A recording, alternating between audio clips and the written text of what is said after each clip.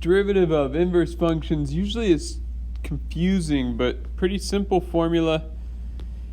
So let's talk a little bit about the concept and what's going on. So inverse functions, what happens is they switch the inputs and the outputs. So what that does is it has a reflection based upon the line y equals x.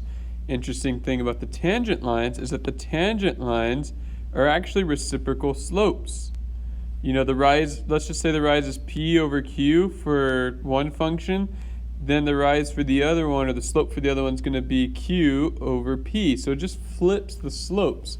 And you can see this example and how that works, and you can check out more tangent lines if you want to. Now we have to understand something. So if f inverse, let's just say f and g are inverses of each other. So we know f of g of x is equal to x. And then they're just kind of showing the proof of how all of this works. So we end up with this formula at the end. G prime of x equals 1 over f prime of g of x. Now in order to understand how this works is that we're going to need to know that, well, if f of 2 is 3, let's just say f and g are inverses of each other, then g of 3 is 2. So really important to have that idea down because we're just switching the x and y's. So what happens here, if we want g prime, if we want the inverse, the derivative of f's inverse, then we're going to do 1 over f prime of g of that value. So let's just go through an example. So if we want g prime of -2, so g prime of -2, according to that formula, is going to be 1 over f prime, the inverse function, the derivative of the inverse function, at g of -2.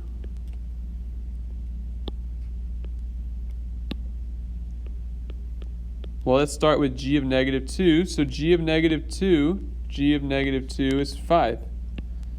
So we're going to have 1 over f prime of 5. And f prime of 5 is -1/2. So we're going to have 1 over -1/2. So we got to flip and multiply, ultimately get -2 over 1, which is just -2. Just trying to see if we have another one with tables. You guys can work on that one. I'll show my solution on the notes though. Let h of x equal 5 minus x cubed, and let f be the inverse function of h. So h and f are inverses here. So we want f prime of 7. So remember the formula for this f prime of 7 is going to be 1 over the derivative of its inverse. So its inverse is h. So we want h prime of, and then we want it of f of 7. So let's figure out first what is f of 7. Well, that's what I was saying earlier. If h of -1 is 7, then f of 7 is -1. That's how inverses work. They're switching the x and y. So we're going to have 1 over h prime of -1.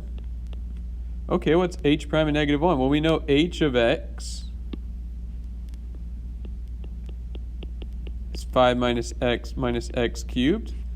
So h prime of x, derivative of 5 is 0, minus 1 minus 3x squared.